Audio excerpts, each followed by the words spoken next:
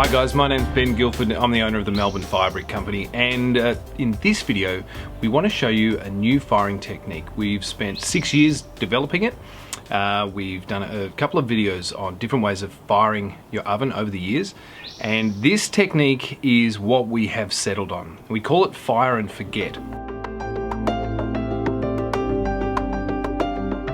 One of the things that we found with our other methods of firing the oven was that they were very involved. You would often have to come back and put more wood onto the fire and sort of feed it and tend to it, moving the coals around, pushing logs into place. It was quite an involved process, and it meant that you had to invest a lot of time in it in order to get the oven fired up. The beauty of this method is that you don't have to stand in front of it the whole time watching it and feeding it timber. You're going to fill the back of the oven with heavy timber. That's basically the main fuel that's going to burn to heat up the dome of the oven. In front of that, we're going to build a log cabin style fire on a raft of timber, and I'll show you that whole process. But basically how it works is this: we put big heavy timber at the back of the oven, then we build our log cabin fire in front of that, and we push it all the way up against it. We light the log cabin fire, and then we put the door in front of the oven to control the airflow in, and then we can leave it to burn for as long as is needed. Now with our smaller ovens, if you're doing this in one of our P85 precast ovens, it's going to be about 1 hour and 15 minutes. If you're doing it in one of our brick ovens, that could be anywhere from 2 hours to 3.5 hours, depending on the size of the oven that you're firing up. Once the log cabin is lit, it's going to consume all of the available oxygen that's coming into the oven. So it's going to be the only thing that burns for the first 20 or 30 minutes. And as it's burning, it's preheating all of those big logs at the back of the oven.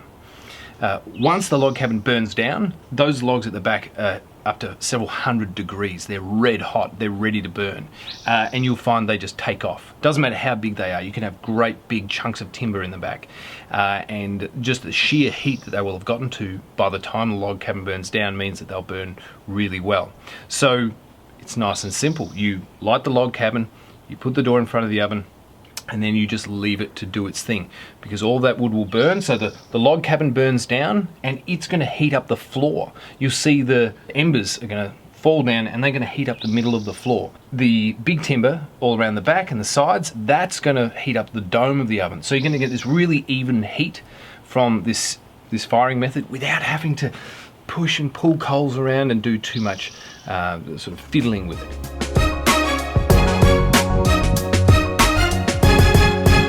So that's what we like about this method. It's, I guess, it's sort of hands off. Now, one thing I do like to say, we do call it fire and forget, but please don't forget it. So we really don't encourage you to just walk away from the oven and leave it. Make sure that someone is monitoring the oven at all times, just in case you get an ember pop out and land on, somehow make its way onto something flammable nearby. So always make sure that someone responsible is monitoring the oven, but they're not going to have to do too much other than just keep an eye on it. So let's make a start.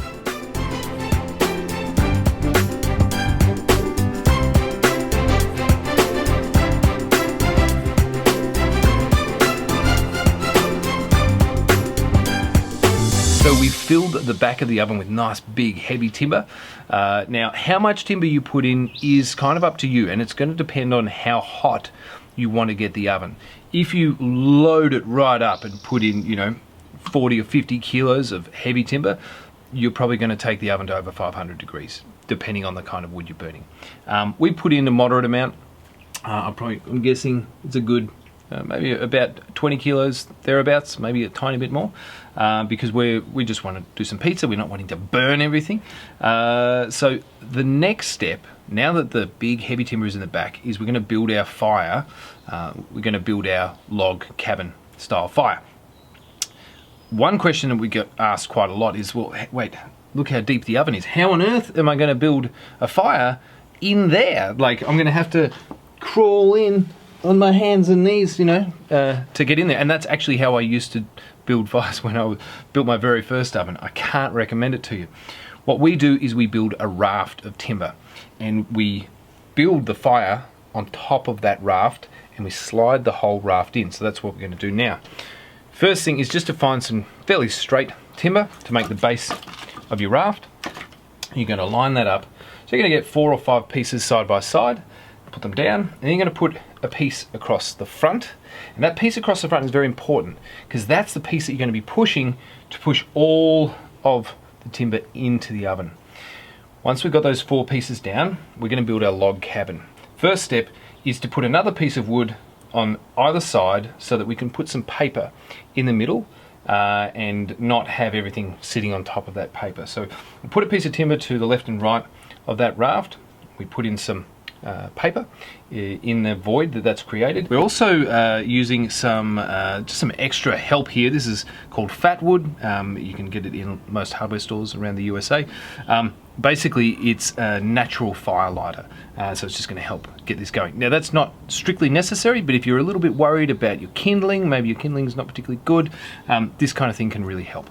And then we start with our kindling. So we'll put some kindling running left to right, and then we progressively put heavier and heavier timber on it, going in a grid, so alternating 90 degrees, so that you get this stack or log cabin of a fire setup.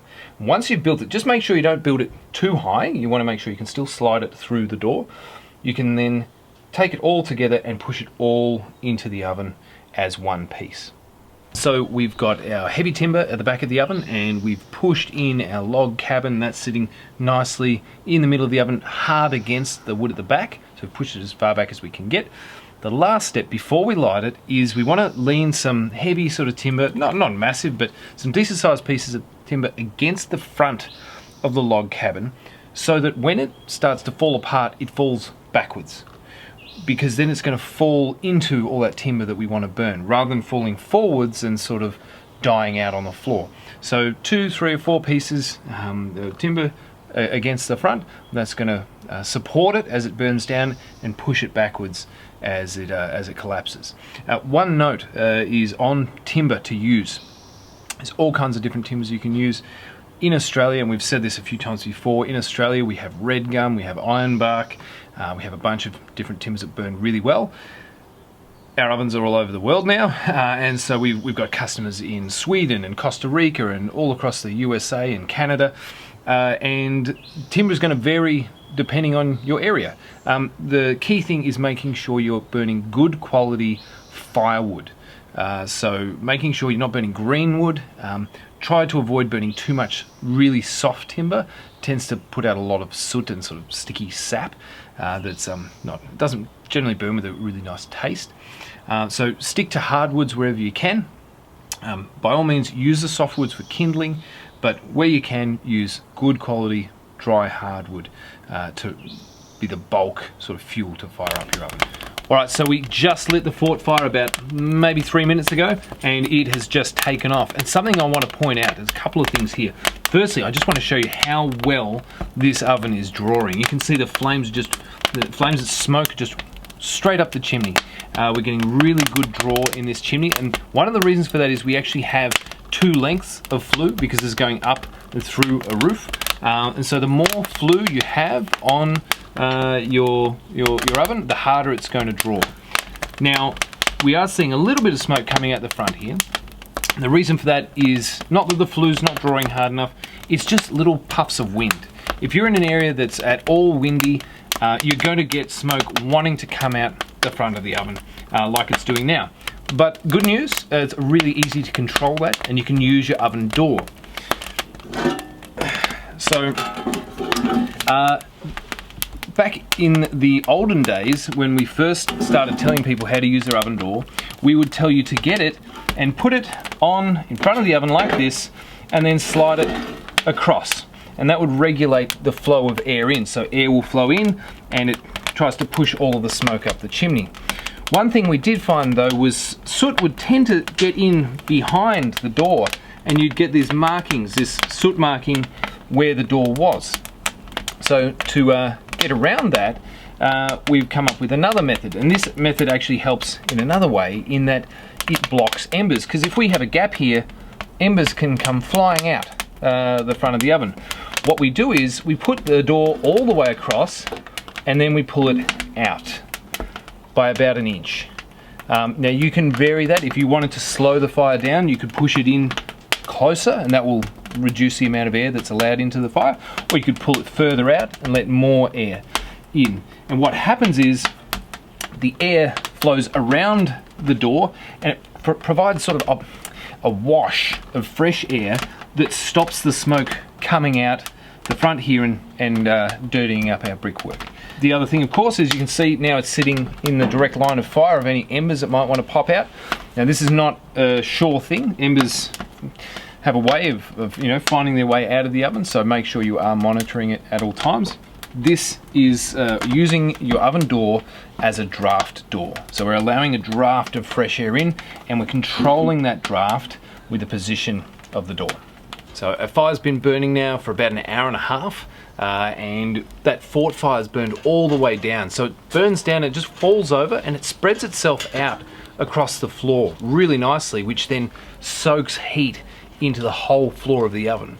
So we've still got our big timber at the back is burning really nicely, and we've already cleared the dome of the oven. We've already actually burnt off all the soot, so this oven's already over 350 degrees Celsius. So if we wanted to do a full firing, hey, we'd put that door back on and just leave it, let it burn for another hour or so, and that's really going to soak all of the brickwork in heat and really bring it right up to temperature. But we're hungry now, so we're going to move the fire around, give ourselves an area to cook, and we're going to cook some pancakes.